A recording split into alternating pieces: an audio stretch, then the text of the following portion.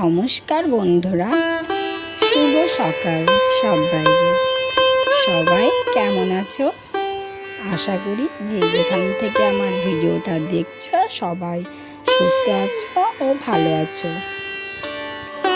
তো তোমাদের ভালোবাসা ও আশীর্বাদে আমিও মোটামুটি ভালোই আছি।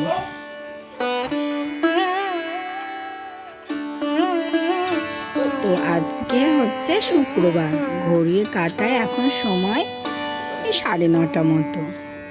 আর এদিকে আমার মা দেখো রোদ্রের ভিতরে রান্না বসিয়ে দিয়েছে। আজকে মায়ের মাছ খাওয়ার দিন, মানে আজকে শুক্রবার।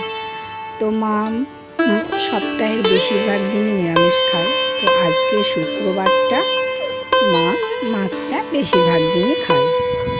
তো এত রোদ্রের ভিতরে রান্না করতে হবে, তো সেটা তো ঠিক কথাই, কারণ আমাদের নিজেদের যেরকম পরিবেশ তো সেরকমভাবেই আমাদের তো থাকতে হবে, তাই না?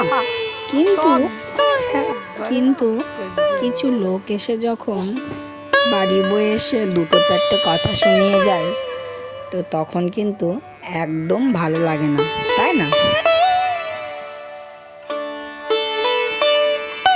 তো ওইদিকে ঘুরতে ফিরতে কাজগুলো প্রায় সব হয়ে গেছে। আমি স্নান টান করে চলে এসেছি। তো দেখো, স্নান করে চলে এসে মাথাটা ঠিকঠাকভাবে চুলটা ঠিক করে নিচ্ছি, কারণ জল ঝরলে কি বলতো, এক্ষুনি বিছানাতে যাব, কারণ ছেলেকে ঘুম পাড়িয়ে রেখেছি। তো ওই জন্য আমাকে সকল সময় একটু বেশি সাবধানেই থাকতে হয়। এর আগের দিন তোমাদের একটা ভিডিওতে দেখিয়েছিলাম যে একজন খুব সমালোচনা করে। তো আজকে দেখো, আজকে মানে আমাদের বেশিরভাগ দিনই কিন্তু এই যে সাইডে যে উনুনটা দেখছো, ওই উনুনটাতেই কিন্তু রান্না হয়। তো একজন মা রান্না করছিল, তো একজন আসলো জেঠিমা হয় সম্পর্কে। তো উনি এসে, এই তোদের এই টাকা আছে, অত টাকা আছে, তোরা এই করিস সেই করিস, একটা রান্নাঘর করতে পারিস না, এই বিষয়ে দু চারটে কথা শুনিয়ে গেল। তো মা চুপ থাকলেও আমি কিন্তু চুপ থাকিনি, কারণ এদের যত বেশি চুপ দেখাবে তো এরা তত বেশি ভয়ঙ্কর হয়ে উঠবে। কারণ নাকি রান্নাঘর না থাকলে নাকি আমার দেওরের বিয়ে হবে না, এই সব কথা নিয়ে প্রসঙ্গ করছিল। কিন্তু দেখো, আমি আবার তোমাদের কথা বলতে বলতে আমার আবার চারিকোলে মেঘ উঠে পড়েছে। তো যাই হোক, জামা কাপড়গুলো গুছোতে গুছোতে চলো তোমাদের সাথে কথাটাকে শেয়ার করি।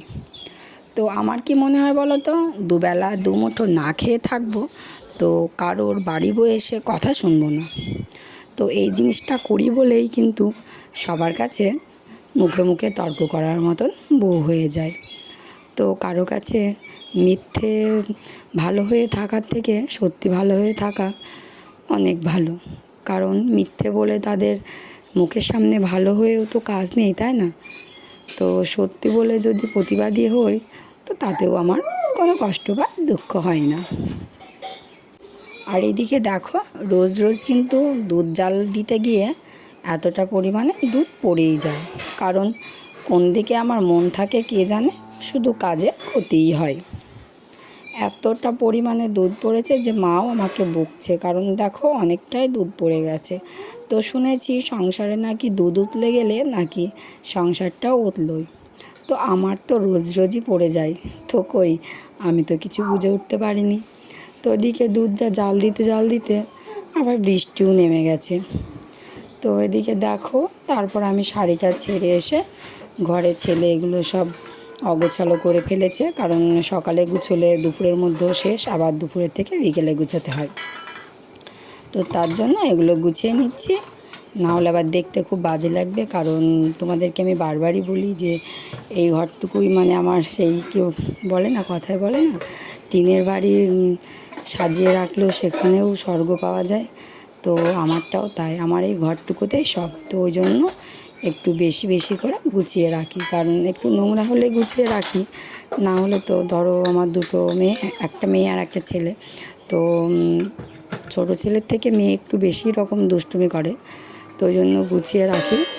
আর এই যে কৌটোগুলো পরপর না রাখলে কী বলো তো, পড়ে যায়। তো ওই জন্য আগে কোনটা ছোট কোনটা বড় দেখে নিলাম, দেখে নেওয়ার পরে আমি গুছিয়ে রাখছি। আর কি বলো তো, একটা কথা বলতে তোমাদের ভুলেই গেছি। তো যারা আজকে আমার চ্যানেলে নতুন আছো তারা চ্যানেলটিকে প্লিজ সাবস্ক্রাইব করে দিও। আর যারা আমার ভিডিও দেখো তো তারা সত্যি কি বলবো, তারা এত ভালোবাসা দিচ্ছ যে আমি প্রত্যেক দিন কিছু না কিছু ভিডিও তোমাদের জন্য নিয়ে আসছি।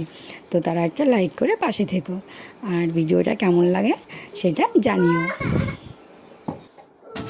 আর গতকালকে ছিল শিক্ষক দিবস। তো তোমাদের একটা ভিডিও দিয়েছি ছোট্ট করে, কারণ বেশি বড় করে দেওয়ার আমার সময় পাইনি আমি। তো কালকে একটু মানে আমার মেয়ের সাথে যারা পড়ে তো তারা এসেছিলো, তো তাদের টিফিন দিতে গিয়ে আমার কিছু জিনিসও অগোছালো হয়ে গেছিলো, তো সারালাম। আর চলো তোমাদেরকে আমি একটা জিনিস দেখাবো। তো আমি আগে কখনো ব্যবহার করিনি, আমার বাড়িতে করেছে কিন্তু আমি কখনো করিনি।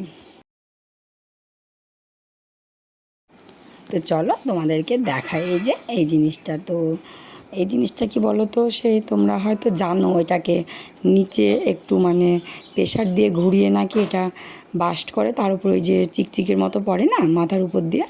তো যখন ওই যে কেকটা কাটছিল আমার মেয়ের ম্যাম আর কি, তখন দেওয়ার জন্য আমি নিয়েছিলাম। তো আমি কোনো দিন ব্যবহার করিনি বলে ব্যবহার করতে পারিনি, তো ওই জন্য তোমাদের সাথে এটা শেয়ার করলাম। আর এদিকে দেখো বৃষ্টি হওয়ার পরেও এখন কিন্তু প্রায় বিকেলবেলা হয়ে গেছে। তো আমার দেওর আসলো মাঠে থেকে কাজ করে, আর এদিকে জিনিসটা আমি রেখে দিলাম।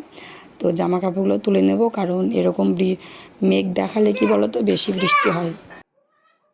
তো চলো ভিডিওটা কেমন লাগলো আমাকে জানিও। সবাই সুস্থ থেকো, ভালো থেকো।